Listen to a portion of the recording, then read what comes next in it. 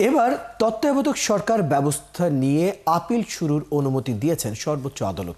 Appeal বিভাগের পূর্ণাঙ্গ বেঞ্চে এর শুনানি হবে 21 অক্টোবর। বুধবার শুনানিতে এই ব্যবস্থা বহাল হলে কবে থেকে কার্যকর হবে তা নিয়ে আইনজীবীদের মতামত জানতে চান প্রধান বিচারপতি। আরও জানাচ্ছেন সৈকত সাদিক।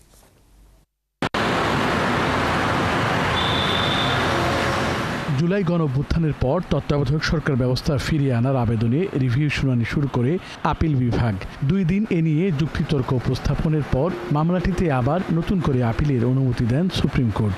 আদালতে প্রধান বিচারপতি ডক্টর সৈয়দ রেফাত আহমেদ তত্ত্বাবধায়ক সরকার নিয়ে স্থায়ী সমাধানের কথা বলেন। প্রধান বিচারপতি মনে করেন একটা কার্যকর সমাধান হওয়া উচিত, আমরাও মনে করি এটা একটা কার্যকর সমাধান হওয়া উচিত। অ্যাপেলেট ডিভিশন লিভ গ্রান্ট না করে তার ওন জাজমেন্টকে বাতিল করতে পারে কি না, প্রসিজারাল বিষয়ে আমরা বলেছি এখানে লিভ গ্রান্ট না করে আপনারা পারেন। আপনাদের এখানে প্র্যাকটিস 2 রকমই আছে, লিভ গ্রান্ট না করেও বাতিল করেছেন, লিভ গ্রান্ট করেও বাতিল করেছেন।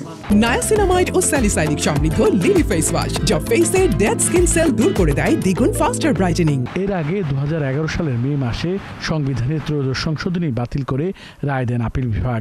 এতে বিলুপ্ত হয় তত্ত্বাবধায়ক সরকার ব্যবস্থা। ওই সময় প্রধান বিচারপতির দায়িত্বে ছিলেন ABM খায়রুল হক। অবসরের 16 মাস পর তিনি পূর্ণাঙ্গ রায় দেন।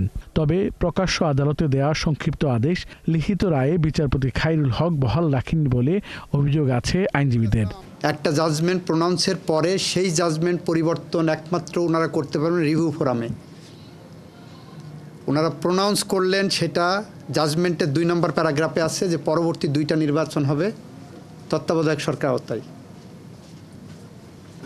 এরপরে যে ফাইনাল জাজমেন্টে উনি চেঞ্জ করলেন, উনি ভালো করেই জানতেন যে চেঞ্জ করার ক্ষমতা নাই, ফলে এটা দণ্ডবিধির 219 ধারা একটা অপরাধ।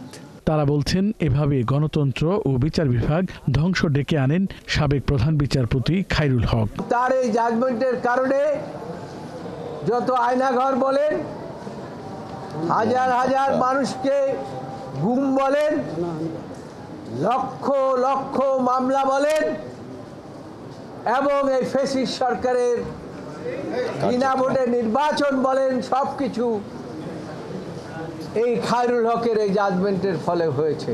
আজকে যে 2টো গ্রাউন্ডে লিভ হয়েছে তার মধ্যে একটা হলো error apparent on the face of the record. এই জাজমেন্টটা দেখলেই মনে হয় ভুল আছে। এইটা বাংলাদেশের ইতিহাসে প্রথম হয়েছে, এটাই প্রথম হয়েছে যে শর্ট অর্ডার দেওয়া হয়েছে, 16 মাস পরে লং অর্ডারে শর্ট অর্ডার পরিবর্তন করে ফেলা হয়েছে। গত অক্টোবরে বিএনপি, জামায়াত, সুজন সম্পাদক বদিউল আলম মজুমদার সহ কয়েকজন বিশিষ্ট নাগরিক তত্ত্বাবধায়ক ব্যবস্থা ফিরিয়ে আনতে রিভিউ আবেদন করেন।